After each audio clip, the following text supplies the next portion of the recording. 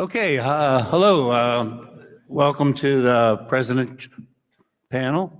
The sort of genesis of this title, The Future of AI Research, we've seen over the past couple of years, AI is just kind of sprung into society, and it's sort of it's in the mainstream now, and with that, it's true that we've seen some remarkable technical advances with deep learning and large language models, and with all that has come this sort of raised expectations of both the potential and the concerns about AI as it evolves into the future. What we've done here is we've assembled a panel of 4 past presidents, AAAI presidents, and engaging with them. I'd like to engage with them to sort of get their current thoughts on the current state of AI research and its future. So we've assembled a great panel. You can see them on the back here. Let me just briefly introduce them really quickly. On my immediate left is most senior Reddy, who's a university professor at Carnegie Mellon University. Next to him is Horvitz, who is he's Chief Science Officer and Director Emeritus of Microsoft Research. Manuela Veloso, sitting next to him, is Managing Director and Head of JP Morgan Chase AI Research, and Herbert A. Simon, University Professor Emeritus from CMU. And then finally at the far end there is Bart Selman, Professor of Computer Science at Cornell University. And as you can see, we've listed, if you look across the backdrop here, you can see that we collectively span 4.5 decades of leadership in AI research. So, we really like to pick these experts' brains and find out what the future holds here. So the way we'll work here, we'll have some conversation with himself. I prepared some questions, and we'll go through a couple rounds of that. And then later in the hour, we'll open up to any questions you might have in the audience. So let's get started. Our interest is in assessing and understanding the current state and, where we are, what are the hard problems, where are we going. But to set a context for that, we thought it'd be useful to reflect a bit on where we've come from first for a few minutes, and to sort of set the context. Understand AI is a field, very getting to be an old field. It's been around for 50 plus years. We're celebrating the 40th instantiation of AAAI conference this year, and what we'd like to get some context, we sort of like to kind of reminisce a little bit about the journey that has brought us here and some of the milestone landmarks along the way that have enabled us to get to the state where we are. So with that, let's start going around. We'll start with Raj, who has the most wisdom, I think. I don't know about that, but the history of AI in US and the rest of the world probably started before you were all born. Most of you were born. In 1963, DARPA decided to kickstart AI research in a major way and funded 3 AI research centers, one at MIT, where Marvin Minsky was, another one at Carnegie Mellon, where Newell and Simon were, and finally at Stanford, where John McCarthy was. It so happened, I was the starting graduate student in 1963 at Stanford, just as the project was getting started. And it has been an exciting run. And it turns out, if you look at what we were doing in the 60s in SAIL, Stanford AI Labs, and other labs at CMU and MIT, they were more or less doing the same thing that we are doing now: speech, vision, robotics, language, game playing, and some theoretical work on logic. And so we have come a long way from then, but we have come a long way not because we have had some major new breakthroughs in AI, but because of the pure increase in the computational power we got. If you look at the PDP-10 we were using in 1960s, at that time it was the biggest computer in the university, and even Don Knuth, who was not an AI person, came and joined AI labs because he wanted access to the computer. So from 1 million instructions per second computer, today we are dealing with Blackwell chips, which are about 10 petaflops, and Rubin, 40, 50 petaflops.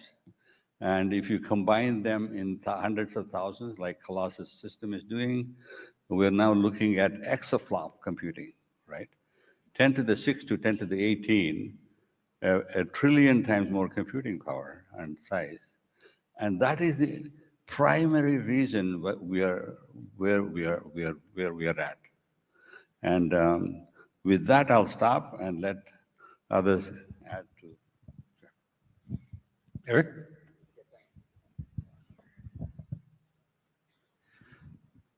So I'll take a kind of a different approach. I think that this field has been catalyzed over 70 years by incredible creativity and optimism, as well as a nurturing, for better or for worse, and for little and a lot of diversity of methods.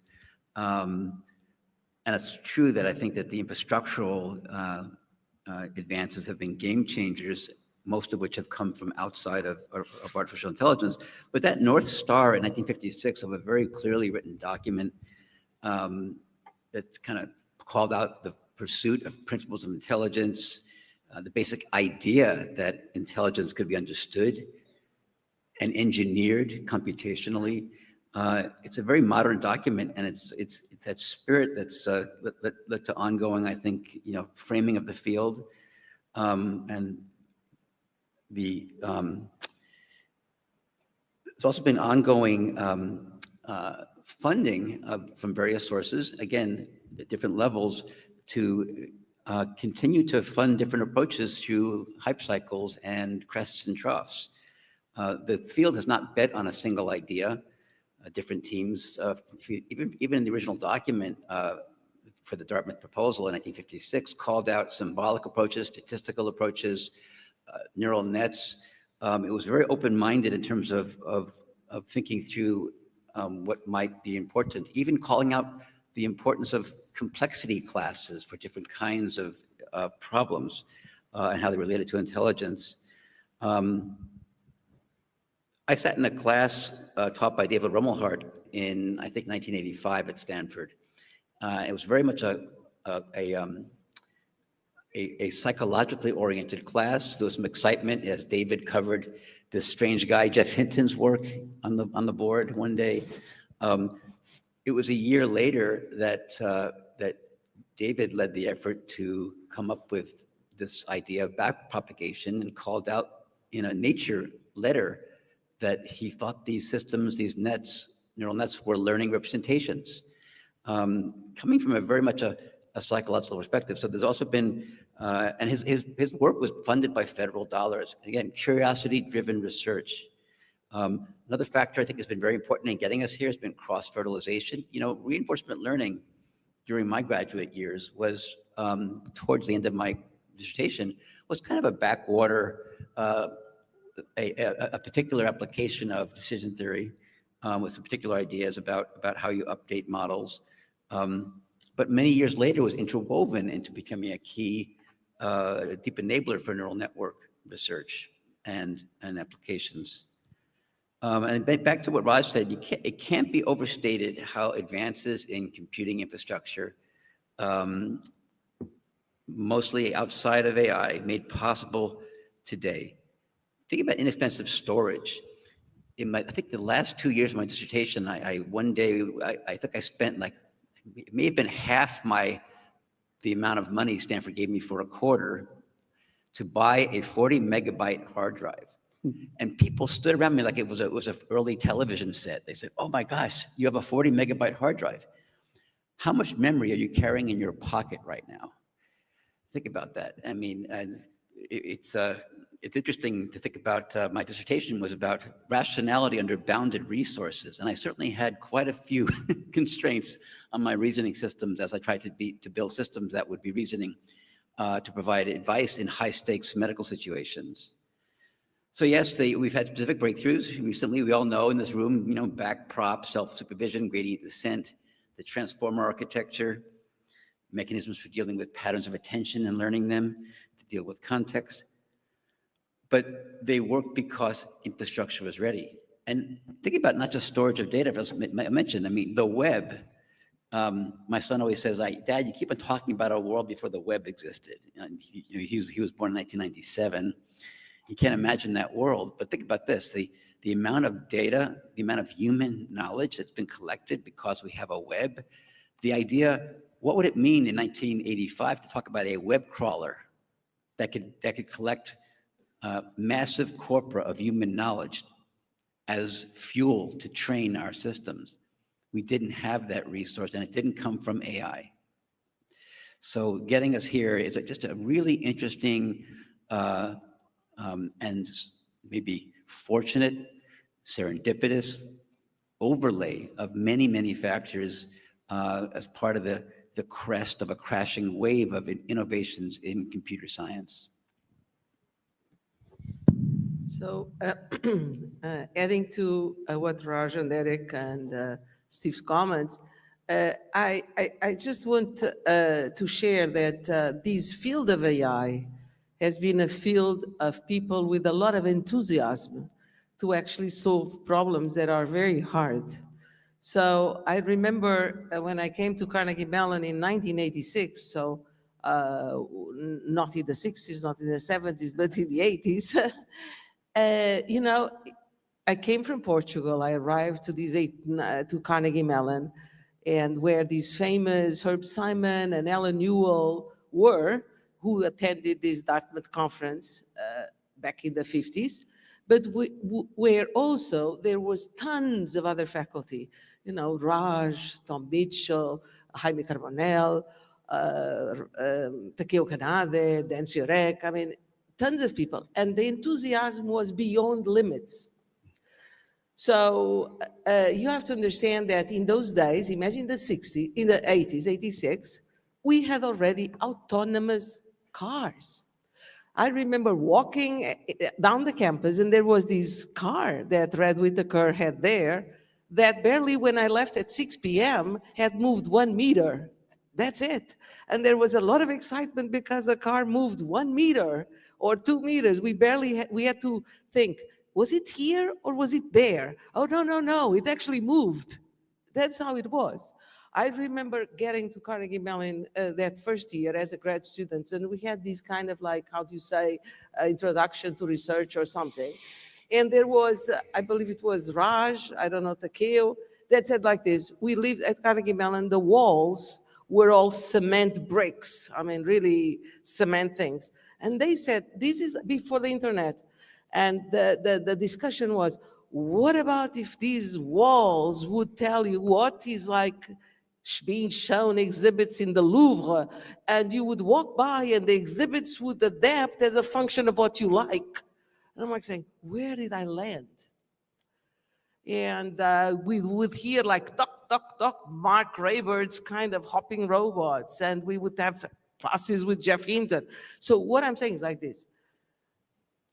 That enthusiasm was what drove many of us to do AI and to actually pursue, in some sense, this magnificent kind of goal of trying to have a machine exhibit, human intelligence, some kind of artificial material have human intelligence. So what I want to share with you, I mean, or just to finish these thoughts, you have to understand something.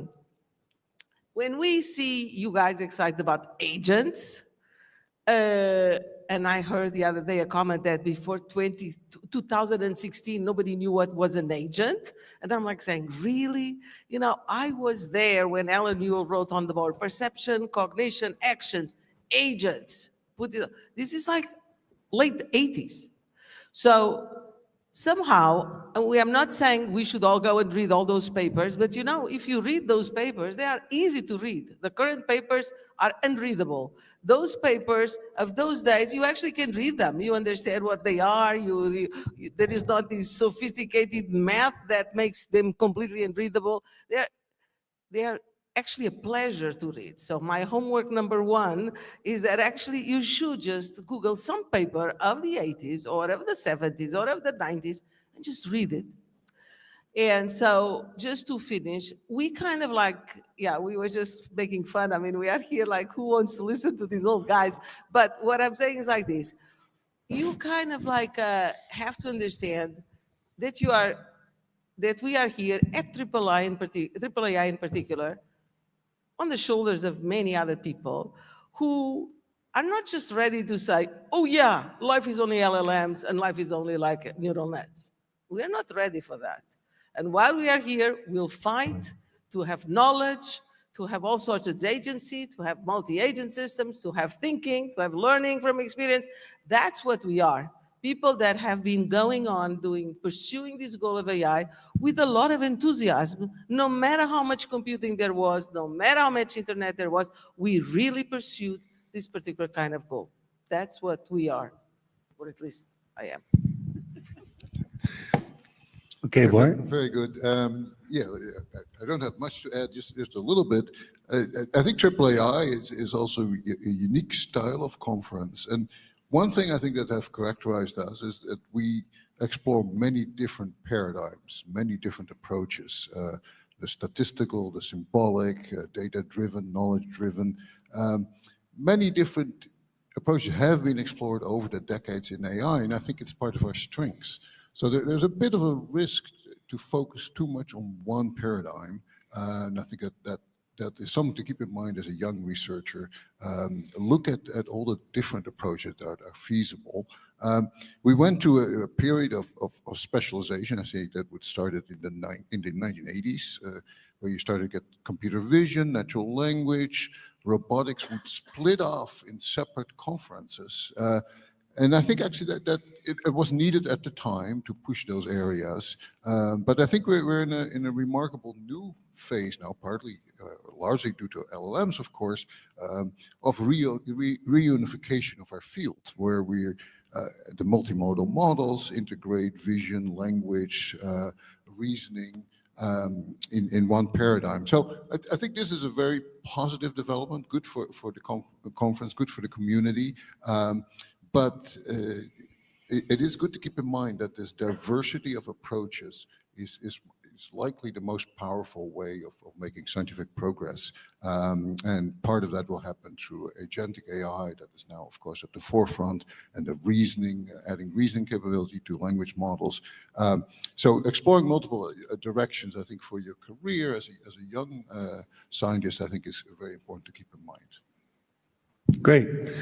Okay, let's, with that perspective in mind, let's move ahead to the current state of the art. We've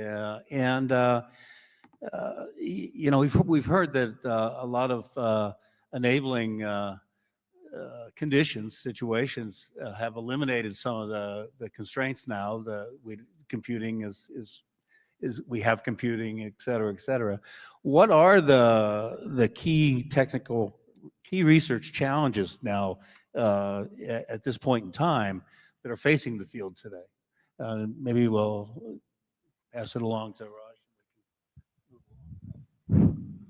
There is something wrong with the current situation in AI, where we use huge amounts of data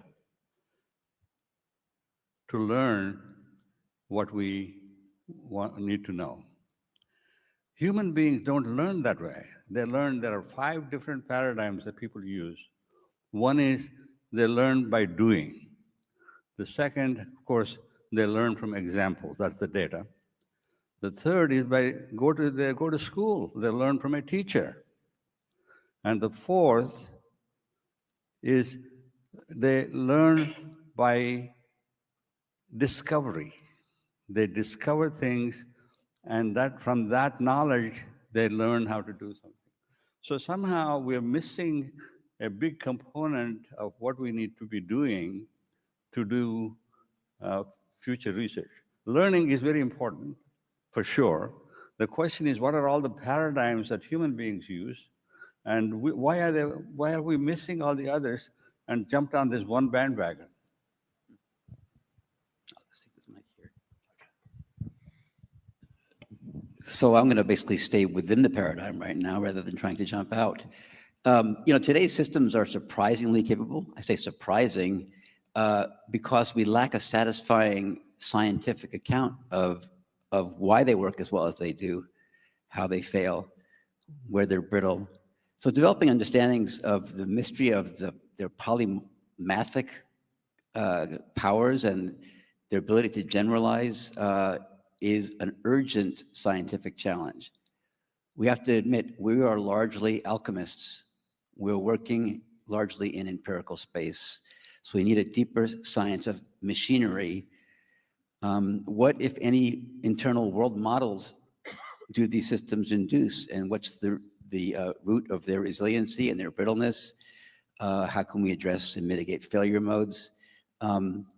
There's a real promise right now. It's a really interesting time to start thinking about moving beyond the current training and inference paradigm to think deeply about how we'd build causal counterfactual models or counterfactual capable models, like where we have world models that can perform inference about actions in the world, can formulate and answer what-if questions.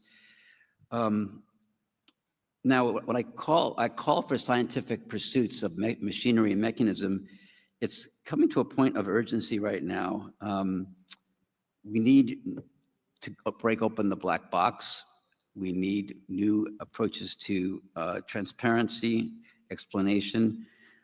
It's urgent because, let me just say here and now, that I think 2026 is the year when we will enter an era of recursive self-improvement in a big way.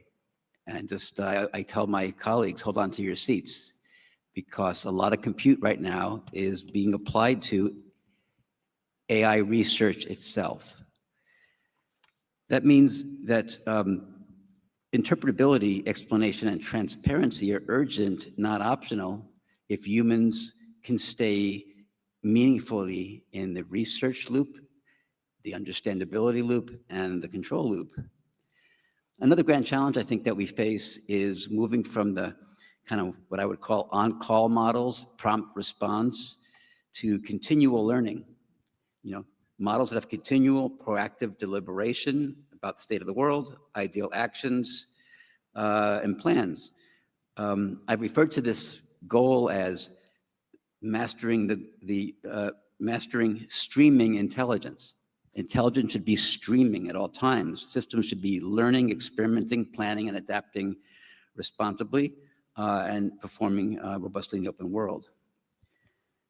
Another big challenge we face today, and also urgently, given where we are with the prowess of the tools that we're building and their opacity, we need to master the challenges of achieving effective and fluid, I'll say enjoyable human-AI collaboration.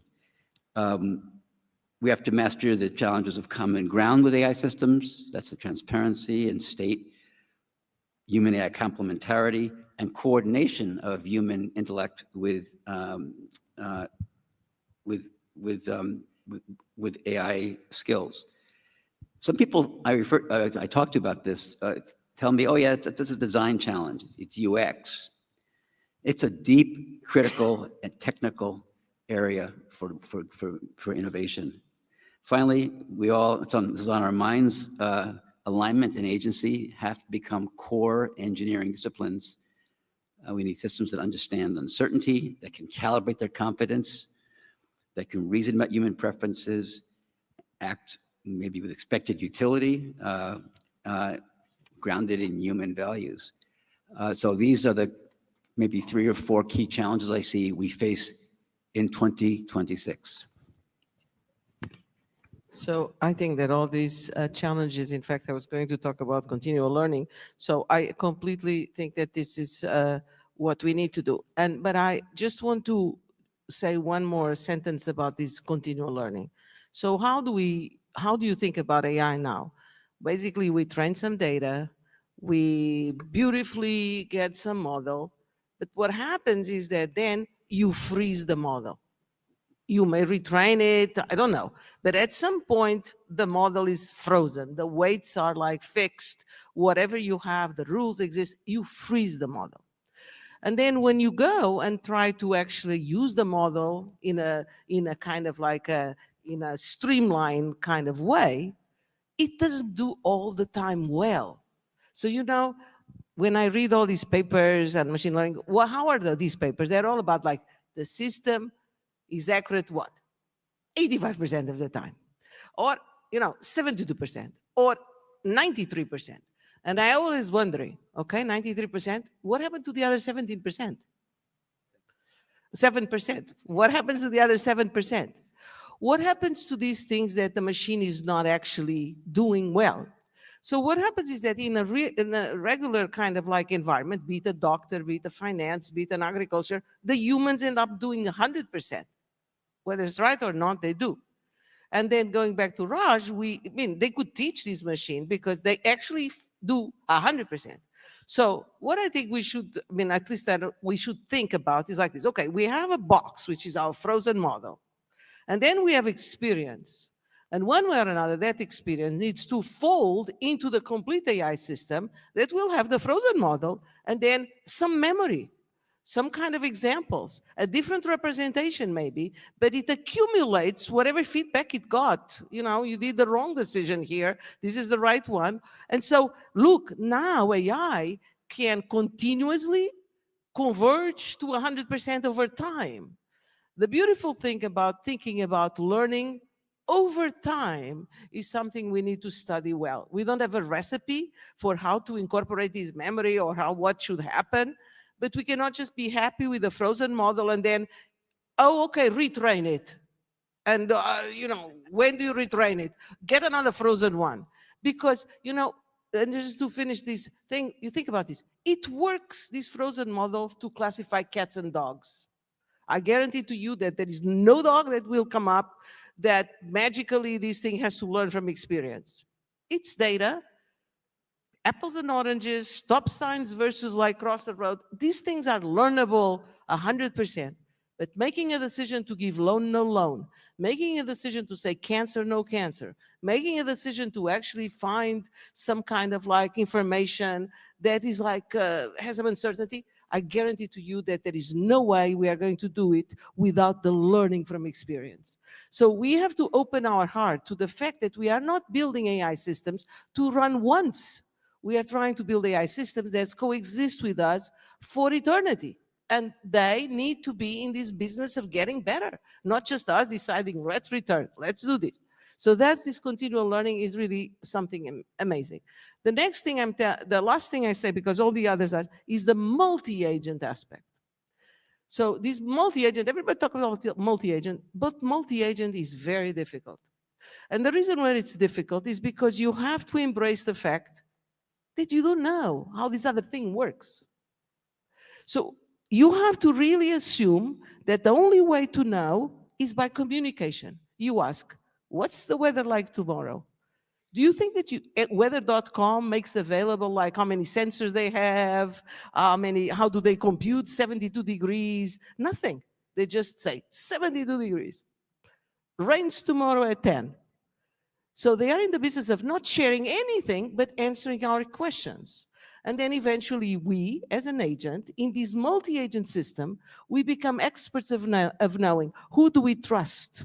Who told us the right thing? rain at 10, it's 10 o'clock, it's not raining. Well, it was not right. And next time, maybe we try another agent. So this embracing the fact that AI will be about handling the uncertainty from an agent point of view about what these other agents are all doing is something that we also have to grow our heart. This is not really like about controlling the whole thing. This is really playing chess with Kasparov, and we have no clue how Kasparov works. Or doing this type of like multi-agent things under complete uncertainty of what they do, but we need to learn how to do better with time, to model that. We don't need to understand a lot how weather is computed, but because we have alternatives, we may want to learn which agent does better what we need. How is it? I have to pay a fortune to get this information from here, cheap from there. Is it enough to ask the cheap source? So continual learning and multi-agent systems are two areas that we are kind of, we understand, but we are in the infancy of really, formalizing, using, and really like bringing AI to shine in this multi-agent thinking, or in this consistency over time of learning, eventually by feedback, by the examples, by actually instruction, demonstrations, and so forth. So let's move from just this frozen, beautiful model to something more, multiple models that we don't control, and eventually the continual learning. Okay, yeah, very, very good. Yeah, I Thank fully, fully agree with the continual learning. That's a great challenge. Let me just focus on one issue. I think most people would agree that the LLMs build incredibly rich internal models of our world. They're trained on huge amounts of data. So they build these internal representations that, in my mind, are largely overlap with human conceptualization of the world. But there are subtle differences, and now and then, when people sort of criticize the abilities of the LLMs, they point out of sort of surprising mistakes they make. That they say, well, look at this error. No human would make that error, and that points out that these models that the LLMs develop, these world models, aren't fully accurate yet, or there's some little gaps in them.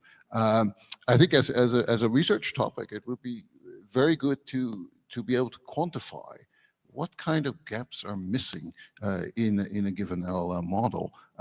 Not just with some performance metric on a benchmark, no, actually more pointing out that this is a kind of conceptual connection that is missing in the model. So some scientific measures of these models and their internal representations, currently that's lacking. And I believe we need that to build, if we're going to build agentic systems with LLMs, we need to have a level of trust in their performance and a certain level of interpretability of the decisions these systems make.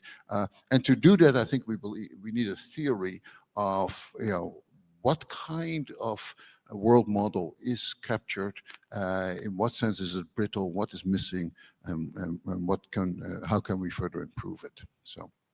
Great. I think that's a great point, Bart.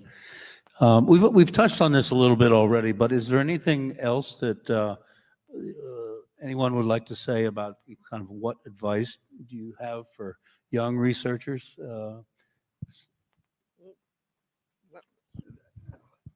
I'd like to leave the young researchers with one slogan.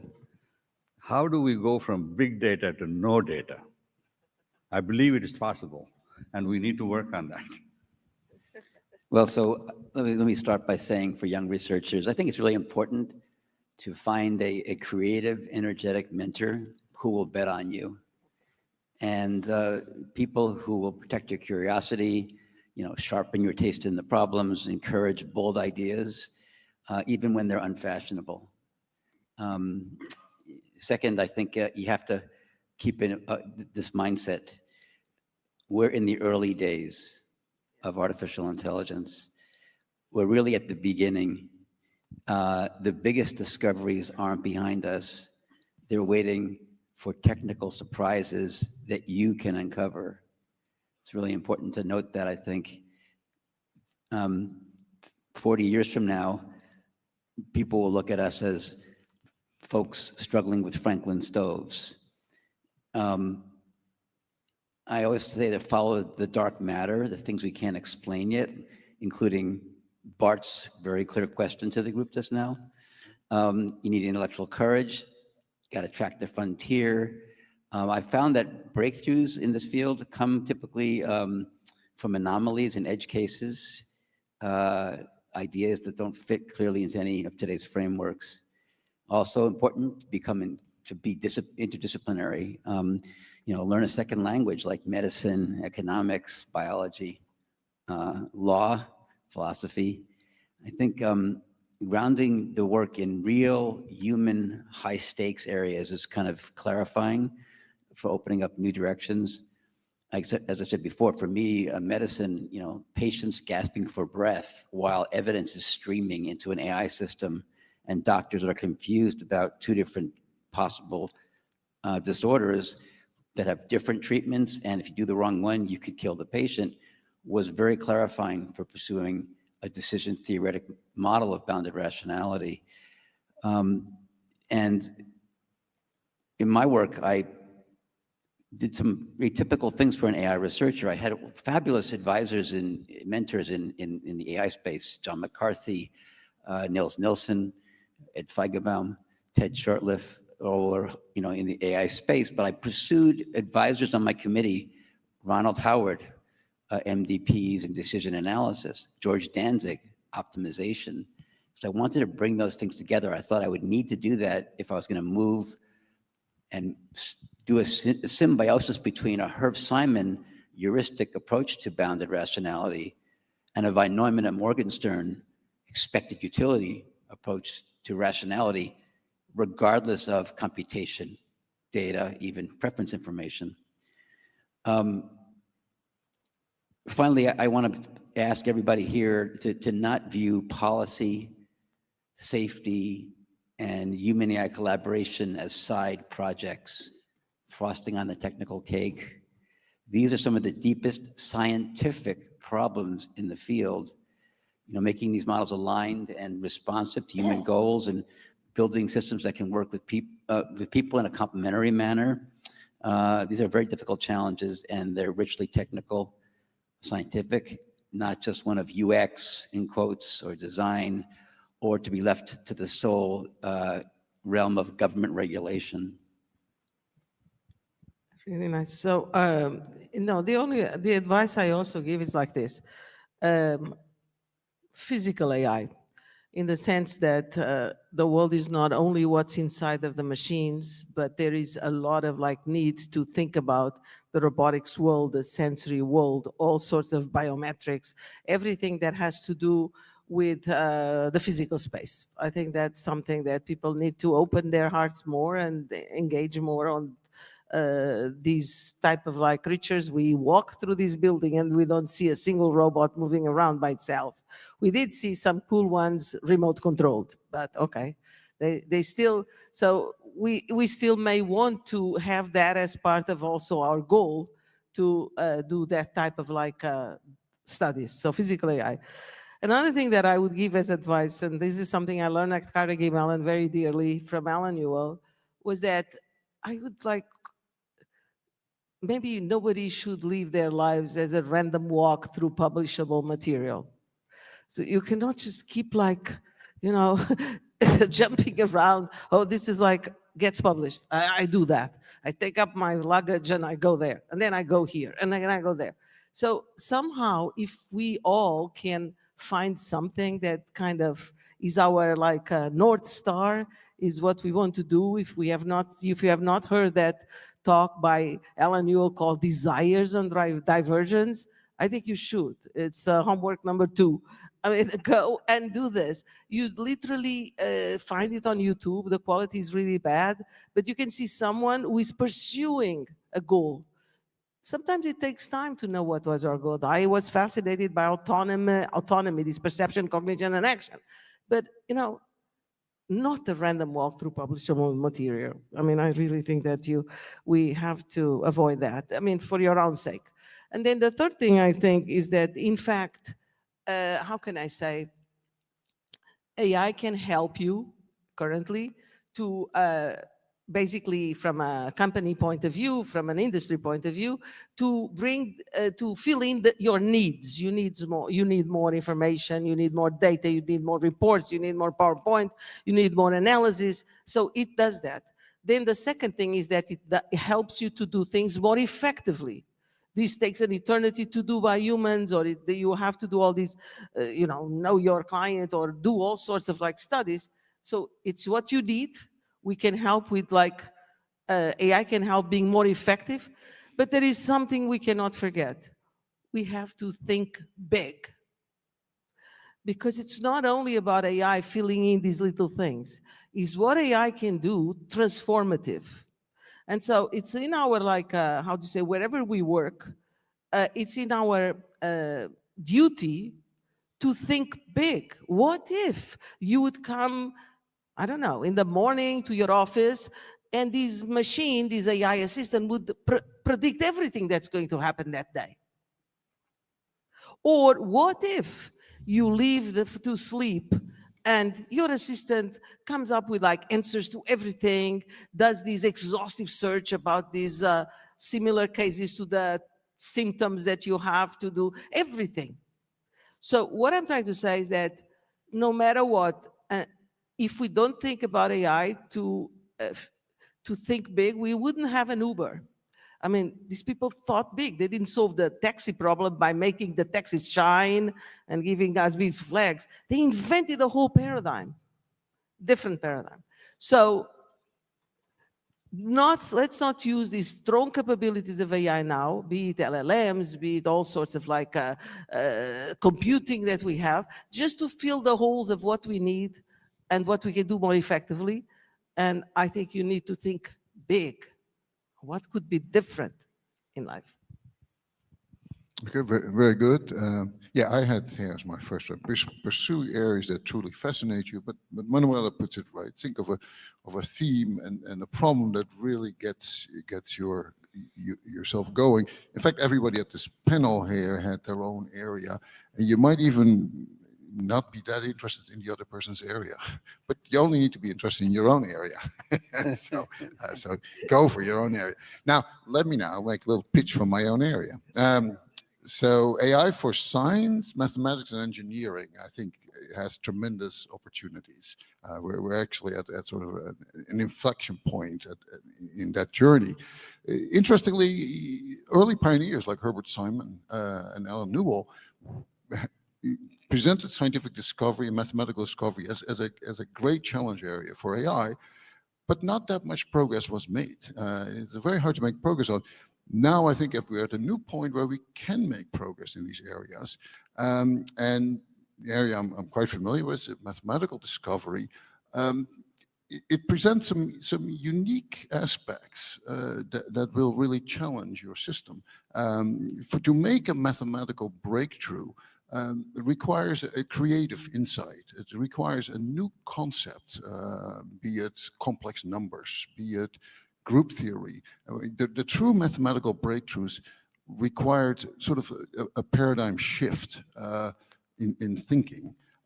This is actually something that's difficult for a machine learning system, because the machine learning approaches so far have been very data-driven and tend to be focusing on what's in the data already. I would say for creativity and scientific discovery, you have to go way outside the training distribution. So how do we get our systems to do that? I think we're at a point that we can get our systems to do it, but the demonstration of that would be to produce a mathematical result or a breakthrough in another area, material science or physics, that is really a scientific advance and is an agreed upon advance by, let's say, the mathematics community. It will not be in the training data because it has to be new. And it provides a real challenge point for AI to say, to do this, my system had to be creative. It had to not, we cannot say, well, it saw this somewhere on the internet and just did that and mimicked previous behavior.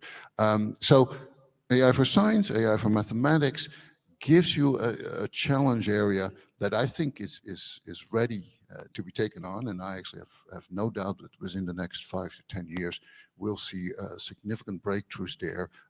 But it will demonstrate creativity. It will demonstrate new kinds of thinking that AI systems currently haven't quite conquered. Okay. Okay, great. Now I'd like to ask the panel to speculate. Let's look ahead a little bit and be a little more speculative about what we might find. The question I'd like to ask is, what AI advance or achievement will surprise us in the next 10 years? I've been thinking about how I would have an AI assistant in my pocket, which will be whispering in my ear exactly what the right thing to do and say throughout my life. So the question was, how would we get there? So what I came up with this soundbite called petaflop in your pocket.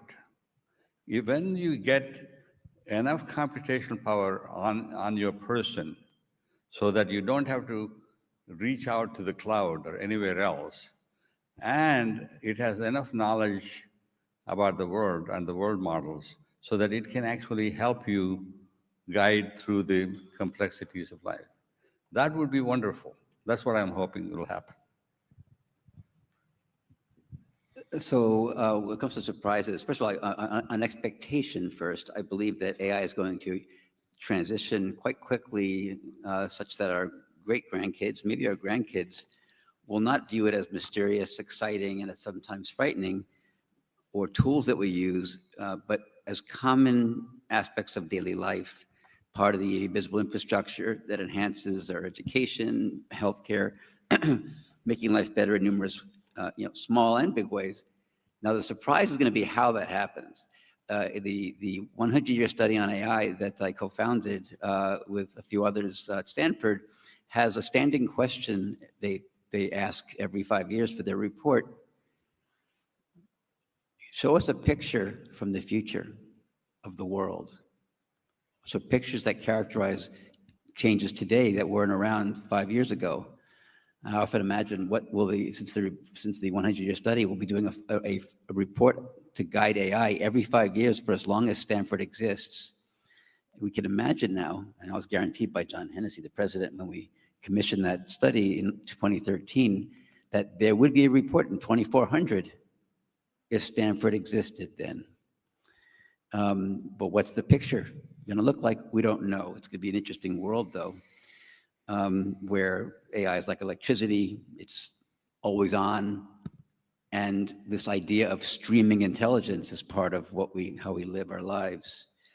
Because it's really important, I think we have to see breakthroughs. And today, it's a surprise from how much we struggle today to have a breakthrough in systems that are aligned with human preferences and values. I think we'll be surprised by how much AI is leveraged in the sciences. I know there was a talk today about that, and we all think that there'll be some important surprises. I think one of the biggest surprises will be that AI could help us understand human minds, the biology of the biological foundations of nervous systems, how they work. Look at these people on this stage and think about yourself. We have no idea how trillions of neurons are coordinating right now to give us a soul sense of a coordinated presence and being. This is all a big mystery. Neurobiologists don't understand it, and neither do AI researchers. Certainly, we don't understand conscious experience and principles of subjective qualia. I think we'll crack that over the next several decades. I think AI will come to be known as the foundation for incredible breakthroughs that will each be known as an AI breakthrough. Many cancers will become chronic diseases or cured. I think we will crack Alzheimer's disease, but these will be surprises when they happen. We'll say, oh, we had no idea, but we're entering that age where these will be very quick-paced advances in certain areas. On societal surprises, I think AI-generated content will be so pervasive that people will rarely trust anything that they see. And provenance technologies, provenance and watermarking, will be rarely available for things that we can trust and it'll be used to mark reality versus AI synthesized content. Another surprise I think that will happen is we'll come to deeply celebrate human creations. So certified human-created art, literature, TV series. Hey, honey, let's watch a human-created TV series tonight. That'll be a change. And even human-created science will fetch great attention and will be highly valued in a market of creations that are certified as authored without human AI assistance. And then I'll leave this one with you. Some of the biggest surprises will be in a realm that I like to refer to as the deep currents of AI. These are the subtle, but profound, longer-term frog on the frying pan and the warming water, wherever you want to put the frog. Slow but major shifts in our psychological, social, and cultural aspects of our lives based in AI influences, our notion of human self-identity, agency, our psychological dependence on AI, and other kinds of emerging issues that we can't predict right now. But I can say if you can look at that 2400 report or 2270 report from the AI 100 program, there'll be things in that document that will surprise us today we can't predict. Doesn't mean we shouldn't stay on it if people are interested in the socio-technical issues, but it's going to be hard to guide in a deliberate way. But we will be surprised. So We're very running low on fast, time. just very fast. So what would surprise me, I mean, in some sense, is that AI helping, and you covered the scientific kind of like challenges, but AI are helping with the needs that humanity have, be it like the agriculture, be it like climate, be it kind of like health. So application. So if you could all think of not all going to the big tech, not just all these minds go to Google, Microsoft, Meta, you name it, but go to finance, all sorts of like hospitals, construction, law, government. But so the world is not only tech, and there are many people that need this kind of like education that AI brings to our minds to reach out to all these. They're not applications, they are life, and so we should do that. So a surprise would be for me if AI had asked me for help. So it doesn't tell me hallucinations and say, oh, I apologize, I said the wrong thing. But it would eventually have these more like, I don't know this, tell me more. This interaction with not to tell me what it doesn't know. And then the things that I find is like this. Will AI contribute to end poverty? Will AI contribute to water for everyone in the world?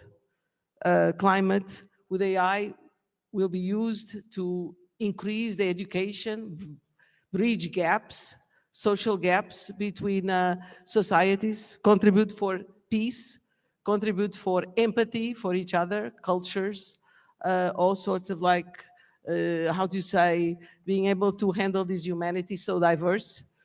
So those types of things would surprise me if AI would have these big contributions. Just one final thought. Once at CMU, there was this professor who told us like this. We started the class, it was an AI class, open the newspaper, and we were opening the newspaper. And none of us were working on any of the problems in the headlines. Zero. Nobody had like, be it like war, be it like some kind of flood, I don't know where, be it like nothing. We were not, it was completely oblivious to AI what the world was going through. So maybe one day we'll be surprised by we open this newspaper and in 3 seconds, the AI is addressing all these problems that appeared, like the train crash in Spain, the this, the that, everything. AI is going to help solve all these problems.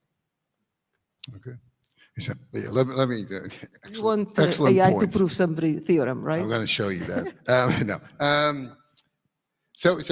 Just one point, I guess. So I can see also that AI will give us a new notion of intelligence. So when we think of intelligence, we think of it as a distinctly human ability, and we focus sort of, can we replicate that?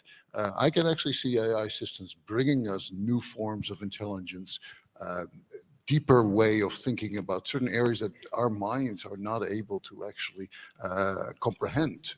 And so they will be able to complement us by thinking about problems and analyzing them in a way that's quite distinct from our own intelligent capabilities. And I'm excited about that possibility, but I think that's a possibility because, you know, the way what we can do with computing is more flexible than what we can do with our own neural hardware. So a new view of what intelligence is, and maybe an acknowledgement that there is a much broader range of intelligence out there is one thing that we might obtain by more advanced, developing more advanced AI systems. Great, great. Well, we are out of time. I apologize that we didn't get enough time to for the audience that contributed, but please come down after the panel and engage with the panelists and ask anything that or bring up anything that you might.